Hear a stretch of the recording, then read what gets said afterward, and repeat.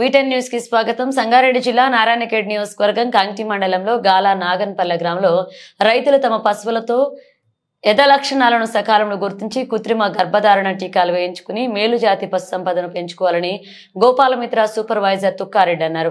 సోమవారం నాడు నాగన్పల్లి గ్రామంలో జిల్లా పశుగణాభివృద్ధి సంస్థ ఆధ్వర్యంలో పశుసంవర్ధక శాఖ సహకారం ఉచిత పశు వైద్య శిబిరం నిర్వహించడం జరిగింది.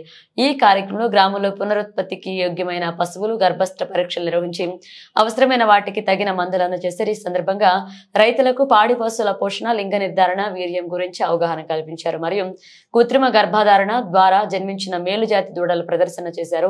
వాటికి నట్టల నివారణ మందులను తాపడం జరిగింది. ఈ సందర్భంగా గ్రామ పాడి రైతులు సూపర్వైజర్ తుక్కారెడ్డి, విఏ సూర్యకాంత్, గోపాలమిత్ర రాజేంద్రను సన్మానించారు. ఈ కార్యక్రమంలో సూపర్వైజర్ తుక్కారెడ్డి, పశువైద్య సహాయకులు సూర్యకాంత్, బసవయ్య స్వామి, గోపాలమిత్రలు, రాజేంద్ర, సుమంత్, అలీం పాడి రైతులు పాల్గొన్నారు.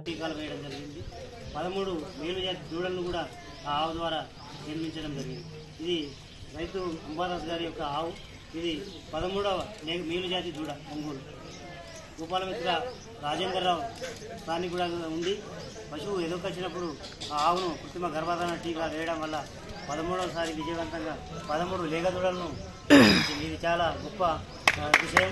దీన్ని అందరూ అర్థించదగ్గ విషయమే. కాబట్టి స్థానికంగా ఉన్నటువంటి గోపాలమిత్ర ద్వారా ప్రతి రైతు ఆయన యొక్క సేవలను, గోపాలమిత్రుల సేవలను వినియోగించుకుని మేలు జాతి పశు సంపదను పెంపొందించవలసిందిగా ప్రతి ఒక్క రైతును మేము ఈ సందర్భంగా అలాగే ఎన్నికలు వీర్యము ఇప్పుడు నాణ్యమైనటువంటి వీర్యము కూడా వచ్చింది. అన్ని ఆడదూడలను ఇచ్చే వీర్యం అది ఎంతోమంది శాస్త్రవేత్తల పరిశీలన చేసి ఆ యొక్క వీర్యాన్ని అందుబాటులోకి తెచ్చారు.